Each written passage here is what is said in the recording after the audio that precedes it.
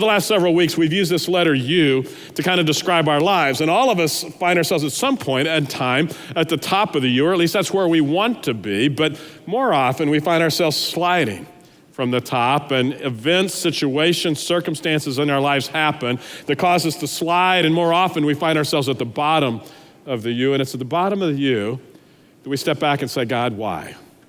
Why have you abandoned me? God, where are you? And why have you abandoned me in this situation? It doesn't feel like you know what's going on. It doesn't feel like you even care about what's happening in my life. God, where are you and what's going on?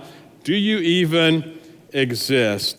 So we've been using this term to describe a concept about God that describes one of the qualities or characteristics of God. And we talk about it as the providence of God. And this is the providence of God. It's just God setting things up so that what he wants to happen will happen. It's just God being involved in the world, and he takes all the situations that are going on in the world and using the chaos of our lives in order to accomplish what he wants to accomplish. I mean, the providence of God is God taking each and every event in our lives. When you think it's just one event, one single event, one circumstance, one happenstance in your life, God takes all of those things that oftentimes take us to rock bottom, and he mixes them together, and all of a sudden he does something amazing, and he takes us to the other side of the U and puts us in a place that's beyond what we ever possibly dreamed or imagined. The providence of God is setting things up the way he wants them to happen. It's kind of like mixing together a bunch of ingredients for chocolate chip cookies, and by themselves, the flour, the butter, the eggs, you go, this is awful, but when you mix them together, you go, this is amazing. And when you get chocolate chip cookie dough, you go, this is incredible. And if you have to cook them, then you cook them, and you go, the cookies, they're pretty good too. And that's the providence of God. It's God mixing all the individual events of our lives together into something beyond what we could possibly imagine. But there's something challenging about the providence of God. And the challenging thing about the providence of God is as we find ourselves sliding, we don't feel like God is with us. And the thing is, even if he's with us, he doesn't tell us how he's going to take us to the other side. God doesn't give us a full map view of what he's doing. Instead, he says, there are going to be events that happen in your life, and I'm going to take each and every one of those events, and I'm going to use those events, I'm going to mix them together into something that's amazing. But he doesn't even tell us what amazing is going to be. You also need to understand, whether you believe in the providence of God or not, it doesn't change the fact that the providence of God is actually true. And as bad as things may look like in your life, God is in control. And here's the other thing you need to know. God is in control, and he has you exactly where he wants you to be today. The providence of God says whatever situation you're in, God has you right where he wants you to be today. And it may be at the bottom. It may be dropping to the bottom. It may be climbing out of the bottom. You may be at the top. But the providence of God says, you know what, where you are today, that's where God wants you to accomplish what he wants to accomplish. And same is true for Esther and Mordecai. Mordecai and the people outside the palace, they're at the bottom of the U. They're at the very bottom. They just heard that they're about to die, and so they're wailing, they're crying. Esther, on the other hand, she's at the top. She's in the palace, and she's living in luxury, and she's got everything that she needs, and she's stopped associating directly with the plight of her people. She hasn't been out on the streets in a long time.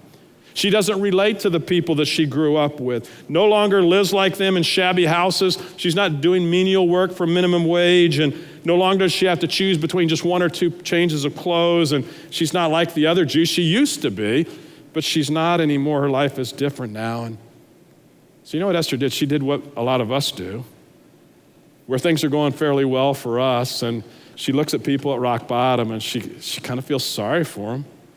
She has pity for them, but she says, I don't think I can do anything for those people.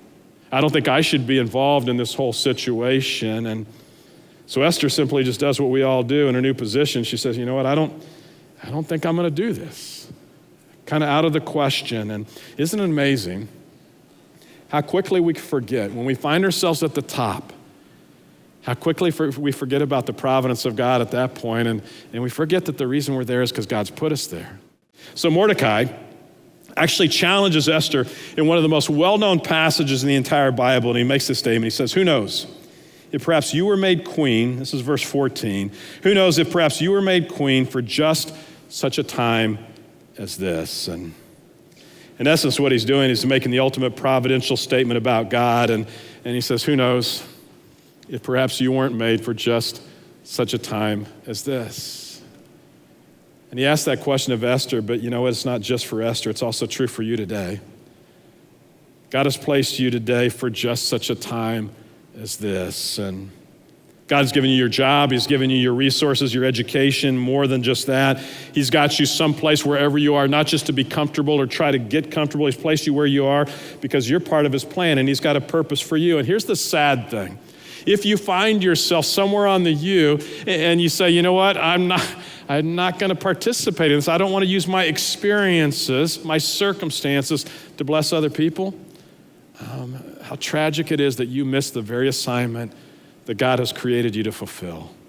God's given you a purpose in life and something to fulfill. And if you get caught up too much in your own personal comfort, all of a sudden, the greatest tragedy you could ever face is missing out on the very thing God is asking you to do. And so you and I live in a time, such a time as this, a time where there are just millions of young people just crying out for a mentor, for direction to steer them forward. You and I are living in a time when your family may be just longing for healing or some type of hope. You and I are living in a time such as this where people around us die for a lack of clean water, where people are just screaming out for direction and leadership, and where an entire generation is questioning God and faith altogether. And God says, I've got you right where I want you today. And fulfilling your purpose, doing what God is asking you to do, it's going to require risk. And we tend to talk about risk in the church as faith.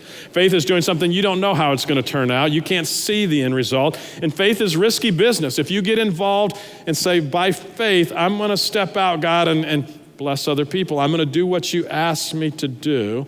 It's risky business. And here's why it's risky business. It's because God doesn't tell us where we're going to end up.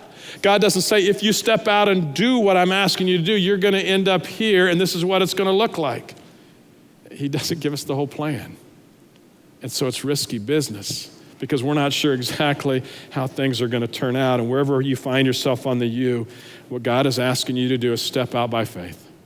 Take a step of faith, even though you don't know how or when or where things are going to end up. And what I found is most of us don't mind taking a step if we can be guaranteed the outcome. If we know how things are going to turn out, sure, I'll follow you, God. I'll take a step, God. But rarely does he do that. Here's what I hope for you.